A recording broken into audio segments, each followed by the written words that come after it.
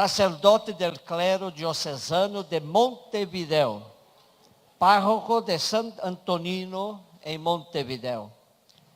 Párroco recién, porque lo cambiaron hace poco de parroquia, Pablo? Profesor de teología en la Facultad Teológica del Uruguay y es el guardián de la ortodoxia de la Amerindia.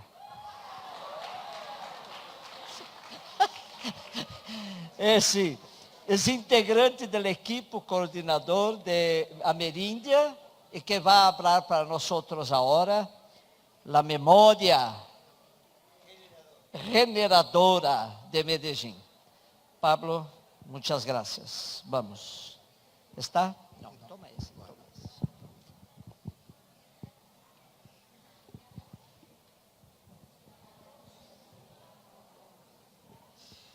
Bueno, buenos días a cada una, a cada uno de los que no pude saludar antes. Yo quisiera sobre todo, o ante todo, felicitar a la hermana Rosa Noemí y al gran amigo Cecilio por lo que nos comunicaron en dos estilos diferentes. El primero con mucha pasión, pero a su vez mucha profundidad. Y Cecilio con una gracia, un carisma y una calidez que me parece que representa lo mejor que en América Latina hemos compartido a lo largo de tantos años, en donde hasta el sentido del humor forma parte de nuestra resistencia. Así que muchas gracias a los dos. Pónganse en mi lugar, sean compasivos. No es fácil hablar después de estos dos delante de ustedes. Y quisiera retomar la última palabra que nos dirigió Cecilio, porque él dijo algo que me parece importante que tengamos todos muy claro, ya lo tenemos. Nuestro encuentro no es un recuerdo nostálgico. Nuestro congreso es hacernos cargo de lo que nos dijo Cecilio, que el presente y el futuro siguen construyéndose con los hilos de Medellín y ustedes son la prueba. Entonces, es a ustedes y a mí que dirijo esta pequeña, sencilla reflexión que pretende retomar lo principal que nos dejó Medellín, pero siempre hablando del presente. No vamos a equivocarnos.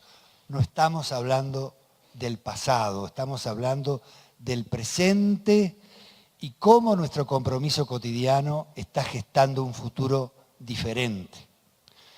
No voy a hacer referencia a la parte emotiva, ya todos lo hicieron. Para mí es un privilegio hablar en el campus martirial de esta universidad, hablar con tantos integrantes de ese pueblo salvadoreño que para Monseñor Romero era un honor ser su pastor, y por cada uno de ustedes que representan más allá de su aventura personal, muchísimas experiencias, prácticas sociales, educativas, políticas y pastorales que forman parte de la mejor tradición de la Iglesia post-Medellín. ¿Cuál va a ser mi intento?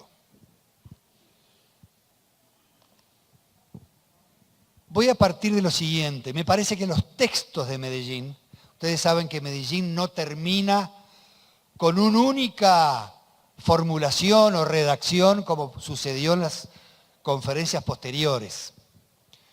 Acá quizá me pueda corregir Cecilio, pero hubo un momento en que el trabajo hecho por 16 comisiones iba a ser trasladado a una comisión de redacción para darles una unidad. Y según tengo entendido, y me confirma un trabajo de Silvia Ascatena, que hemos publicado en la página de Amerindia y que muchos de ustedes conocen, que después Cardenal Pironio aconsejó no hacerlo. Prefirió dejar un documento, digamos, más en su elaboración, como era ese de los 16 iniciales, y no buscar una redacción única, final, uniforme, porque tenía miedo que ahí muchas de las puntas, de los aspectos más agudos del planteo de Medellín fueran como suavizados en demasía. Entonces,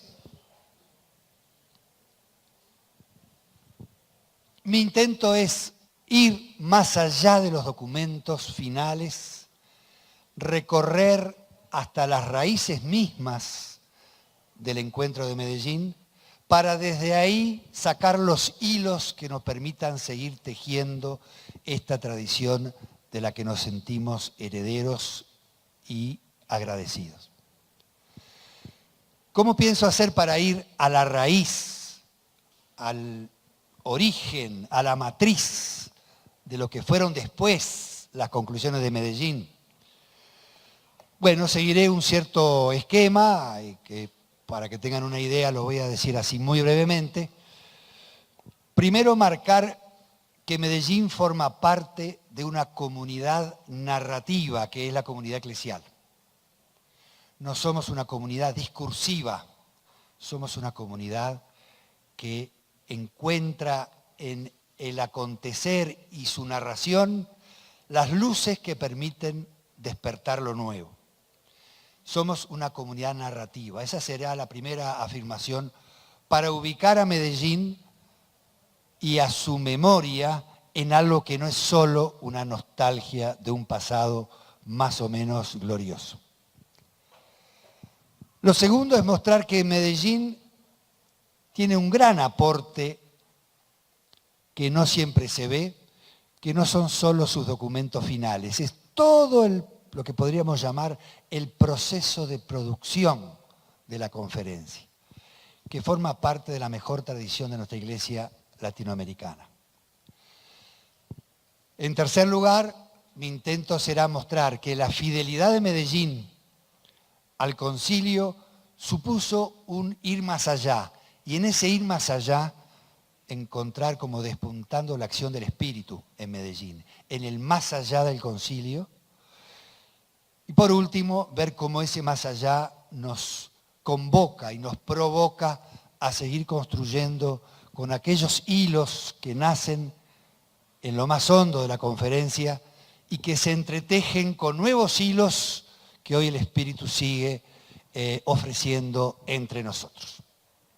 Lo primero, muy simple, somos una comunidad narrativa. Alguien decía, solo a la Iglesia Católica se le ocurre rememorar y hasta discutir documentos de hace 50 años.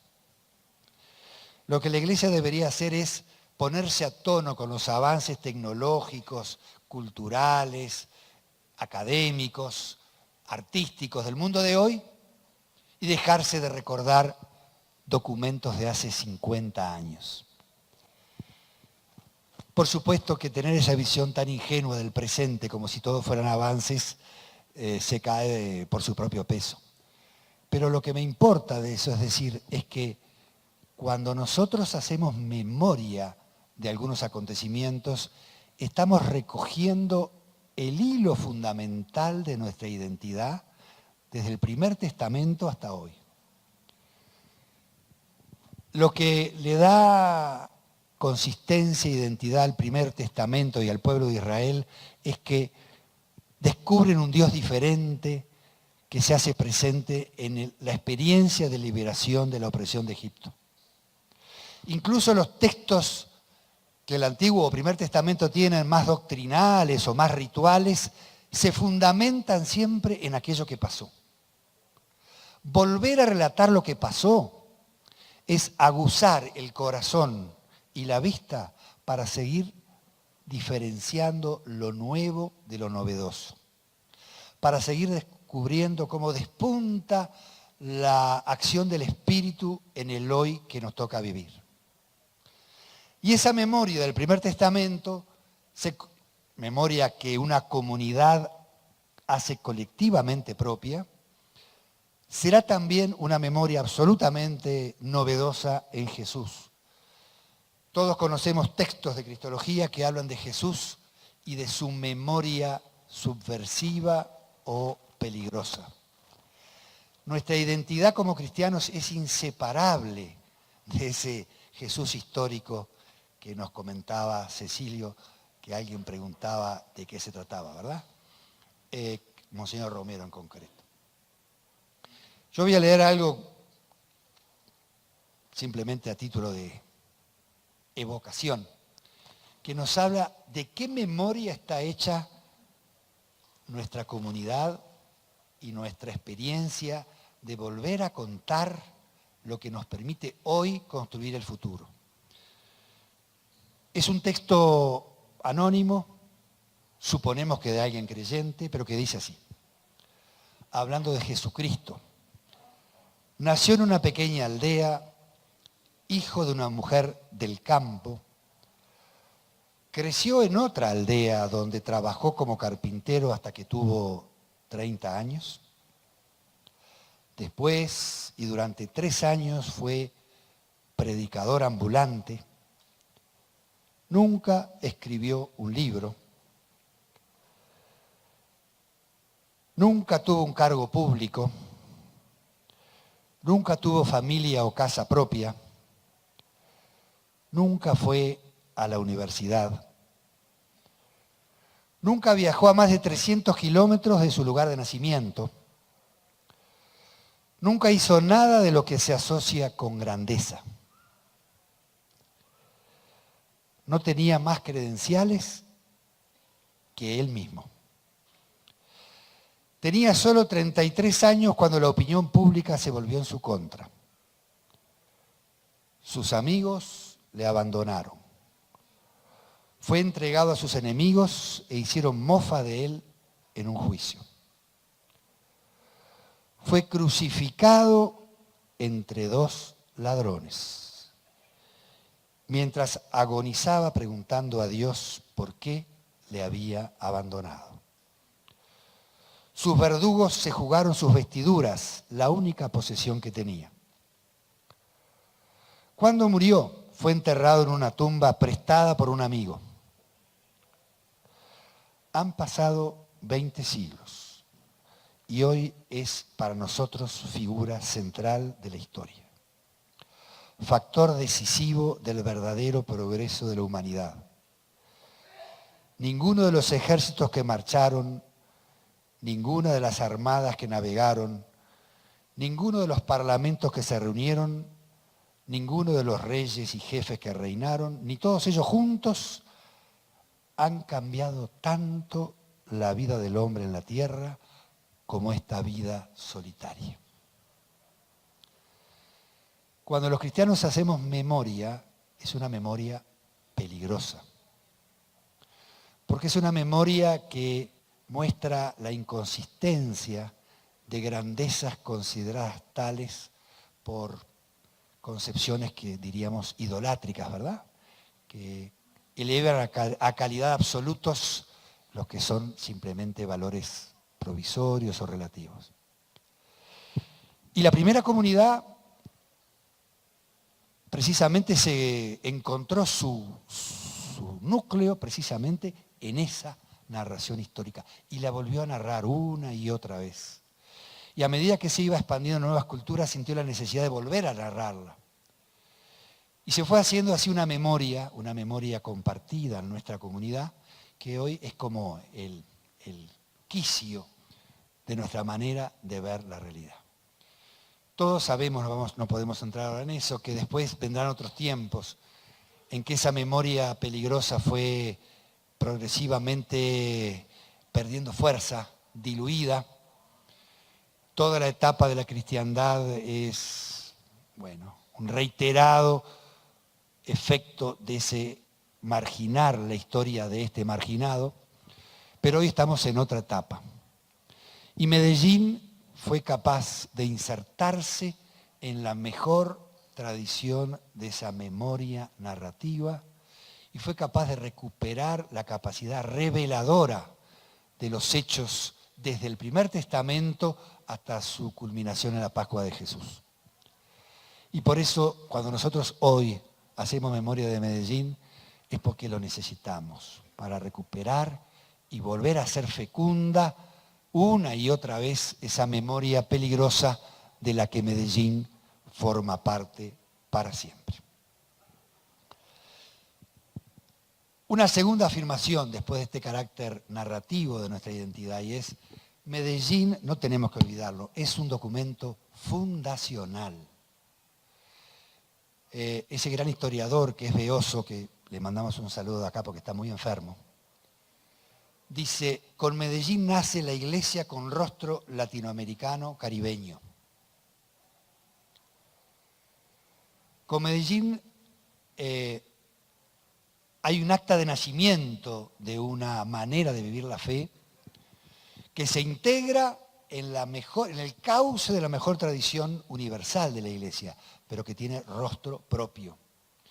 Y por eso no podemos ubicar a Medellín entre uno de los tantos documentos que a lo largo de los años se han producido, sino que tiene un carácter de matriz, de una forma de vivir la fe, que, bueno, en la historia global de la iglesia ocupa un lugar como hecho mayor. En tercer término, es muy importante, me parece que esto hasta podríamos dedicarle mucho más tiempo, pero es muy importante que cuando hablamos de Medellín descubramos que su originalidad radica en su modo de producción. Porque es verdad que Medellín es fundacional, pero que sea fundacional no quiere decir que vino de una iluminación súbita de aquellos obispos que estaban reunidos en ese momento. La grandeza de Medellín es que logra recoger las prácticas sociales, culturales, pastorales y teológicas que ya estaban ejerciéndose en nuestros continentes. A mí esto me parece fundamental, porque esto le devuelve importancia a nuestras prácticas cotidianas de hoy, por más pequeñas que puedan parecer, por más insignificantes que puedan sonar para mucha gente.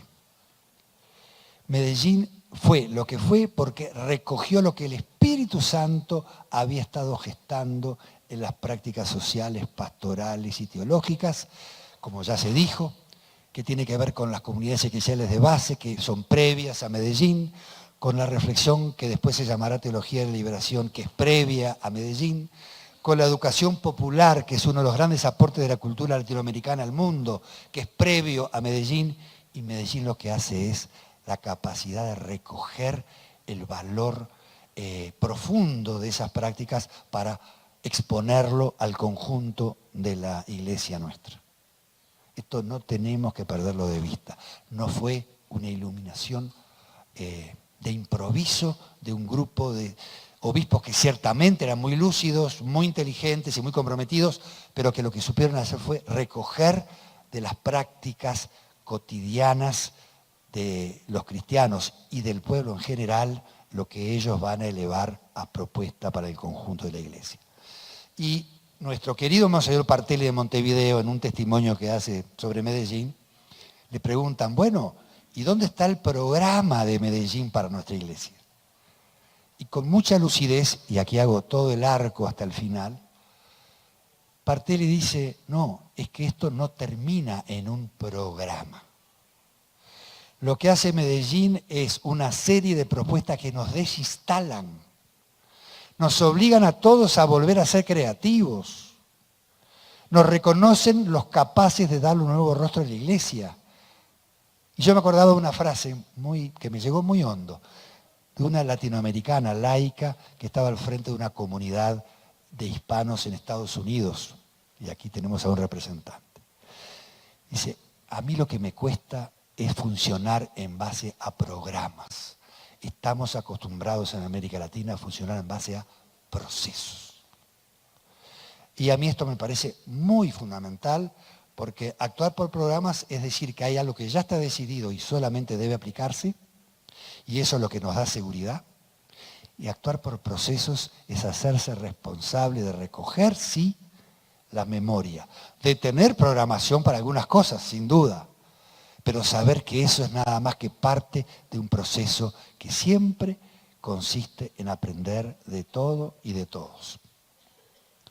Entonces yo diría, reconocer en Medellín, ir al fondo de donde descubrimos el despertar del espíritu y descubrir que su modo de producción es el primer gran aporte de Medellín que le devuelve importancia a nuestras prácticas, por más resistencias, oposiciones, persecuciones, escándalos como los que estamos viviendo hoy, que exista en la iglesia o en las autoridades de la iglesia.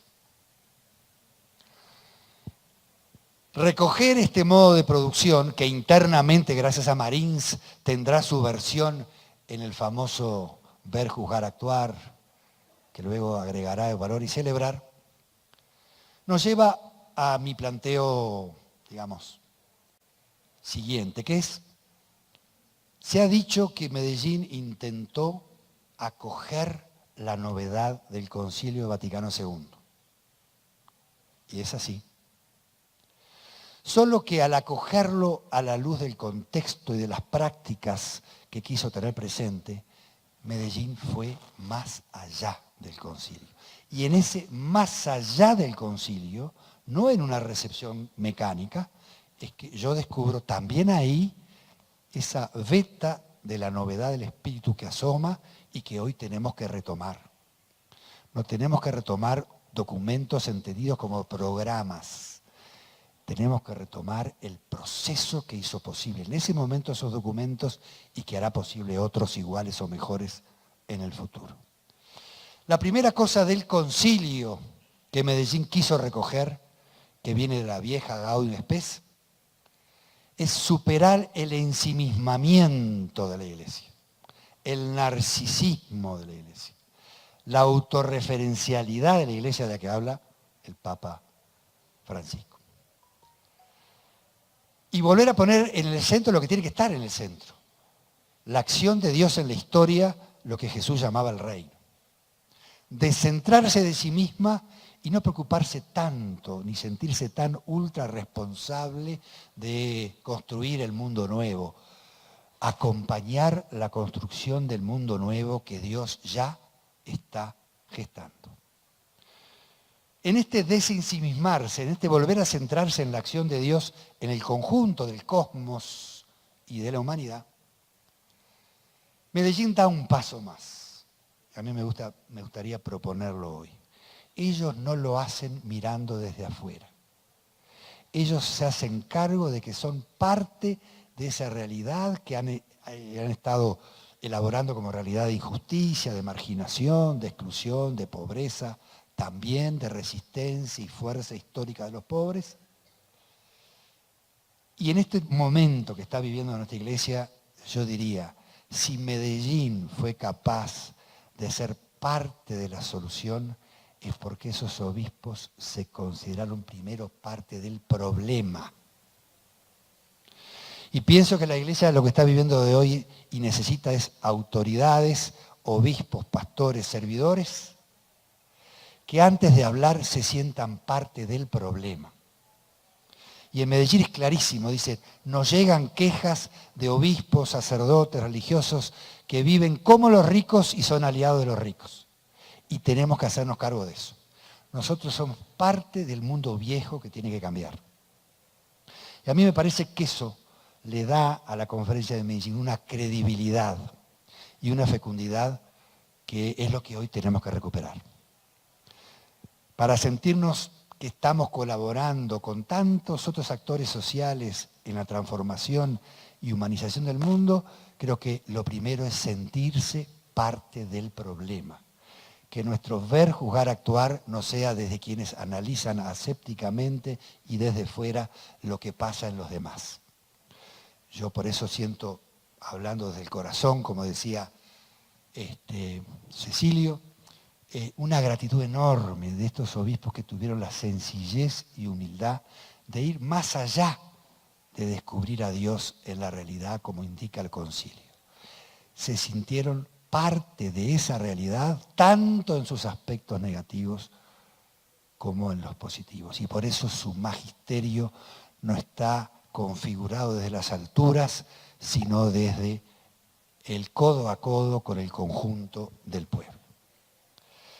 El segundo aspecto del concilio que Medellín retoma y acoge es, esto lo sabemos todos, no voy a decir mucho de lo que ya ustedes saben mejor que yo.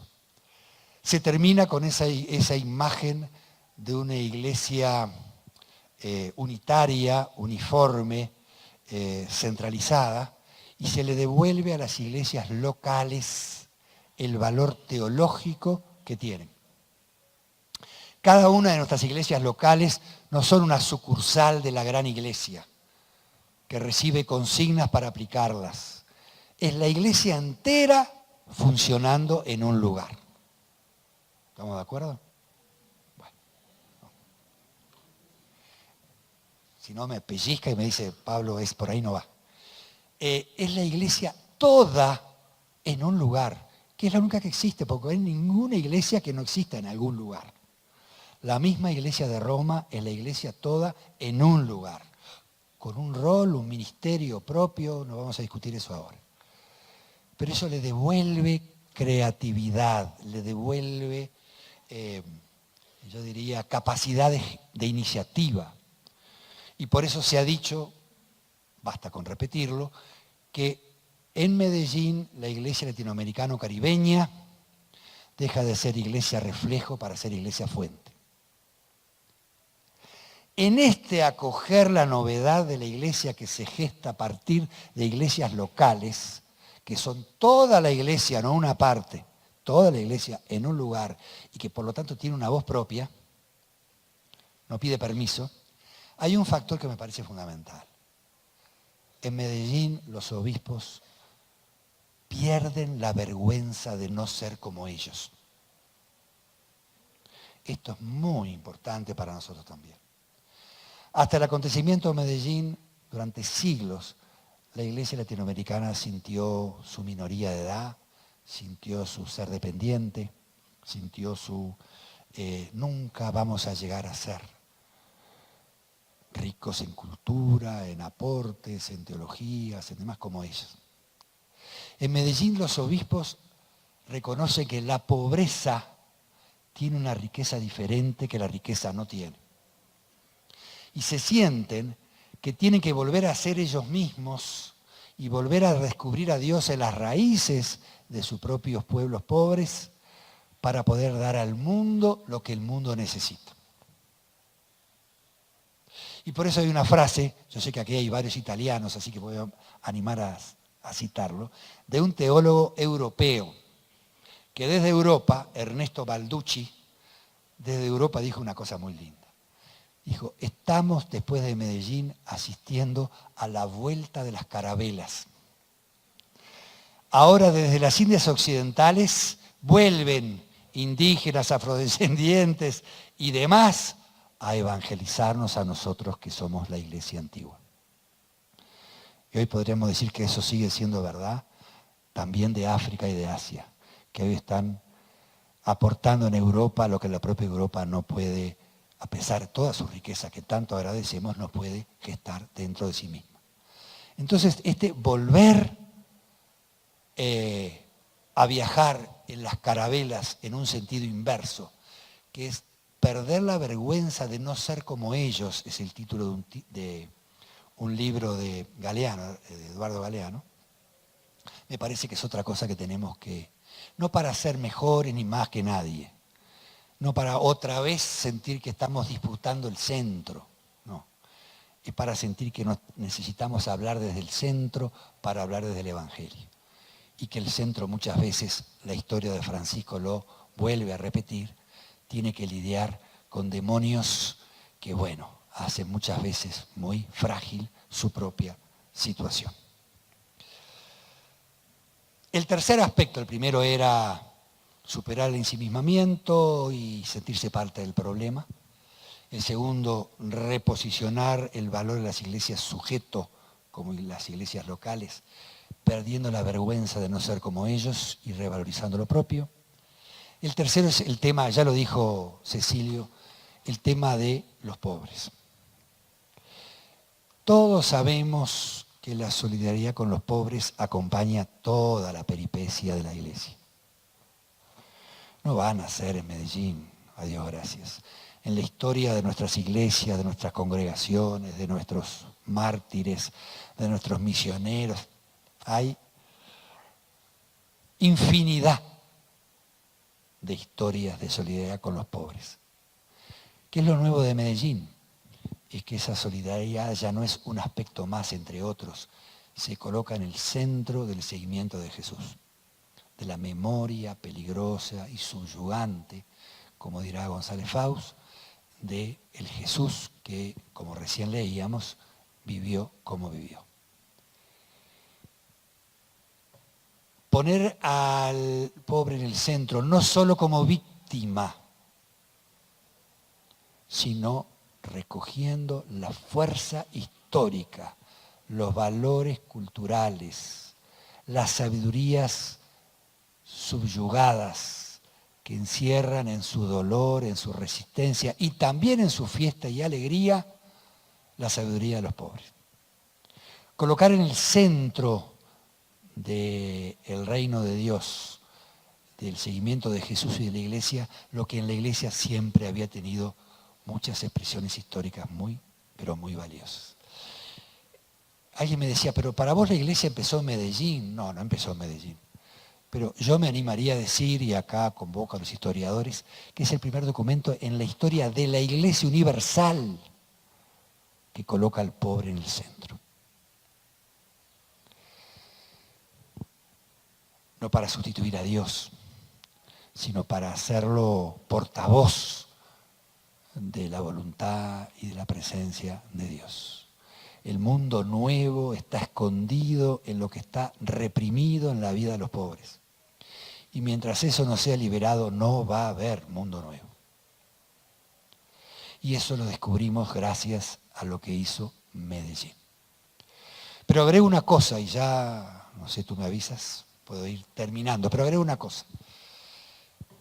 El pobre, y esto sí que es muy renovador para nosotros, el pobre visto como sujeto, no como objeto de cuidado solo, sino como capaz de gestionar desde su propia historia luces, fuerzas y proyectos que nadie se los va a enseñar. Y el sujeto no solo como individuo, y aquí me parece que hay otro aporte de América Latina, porque la categoría de sujeto ciertamente es un gran aporte de la filosofía occidental y moderna europea, del pobre como autonomía, del sujeto como autonomía. Pero acá hay un dato. Saludo a Paulo Freire. Nadie se hace sujeto solo. Nos hacemos mutuamente sujetos. Y para mí una lectura fiel a Medellín, que atraviesa transversalmente todos los documentos, es descubrir que este hacerse mutuamente sujetos es verdad, desde las pequeñas comunidades, de los pequeños espacios sociales hasta la Trinidad. Por lo tanto, abarca el documento sobre educación que pone al educando como sujeto, el documento sobre la injusticia social que pone las organizaciones populares y los derechos de los pobres como sujeto, el documento sobre la pastoral de conjunto que pone a los bautizados como sujetos, pero como sujetos que se hacen mutuamente sujetos. Nadie se hace solo sujeto, nadie hace sujeto al otro, nos hacemos mutuamente sujetos. Esta teología y antropología creo que es una de las lecturas transversales de los 16 documentos más ricas y más fieles al documento. Y termino diciendo lo siguiente. Este hacerse mutuamente sujetos creo que nos convoca a un desafío que hoy tenemos todos. Hay muchas maneras de leer la realidad de hoy. A mí me parece que una de las luces que viene de la investigación social y cultural de hoy es toda la reflexión que podríamos llamar el giro decolonial. La colonialidad como uno de los aspectos que más incide en nuestras relaciones, desde lo interpersonal hasta la globalización. Esta categoría a mí me parece mentira descubrirla como categoría en Medellín. Hay una revista que la recomiendo de la Asociación de Teólogos y Teólogas del Tercer Mundo, ACET, que se llama Voices, cuyo último número y último artículo, escrito por 2 teólogos de Belo Horizonte, justamente invitan a redescubrir en la categoría de giro decolonial lo que permite, como diríamos, descolonizar las relaciones entre géneros, las relaciones entre la educación popular y el saber culto, la relación entre sociedad civil y Estado, la relación entre humanidad y naturaleza. Este giro decolonial me parece que es una invitación a redescubrir y revalorizar las sabidurías ocultas, encubiertas de nuestros pueblos, 3 minutos, y de nuestra gente. Por lo tanto, hasta en ese aspecto, Medellín, por su modo de producción y por sus documentos, sigue teniendo una actualidad, para mí, insólita, porque coloca en el colonialismo interno en cada país, a nivel étnico, educativo, social y político, y el neocolonialismo internacional, sobre todo a nivel del poder de los grandes centros económicos, como los 2 problemas ejes que tenemos que enfrentar. Eso lo dice Medellín. Y a mí me parece que es una linda oportunidad para hacer nuestra ese hilo que viene de Medellín y poder seguir tejiendo eso que Cecilio llamaba, ese futuro que también está en nuestras manos. Muchas gracias.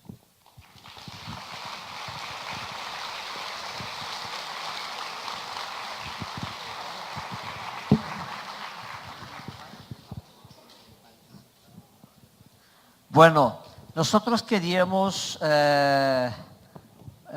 agradecer muchísimo a Pablo, que trabajamos juntos, conocemos, está ahí.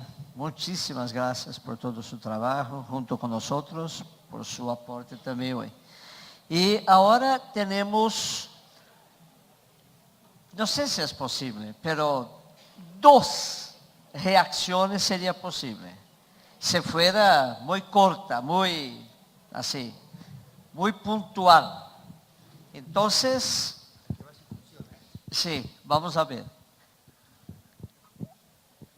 Si alguien quiere reaccionar a todo lo que pasamos por mañana, pero a Pablo también, claro. Entonces tenemos 2 reacciones solamente. Vamos a ver si hay alguien que se anima.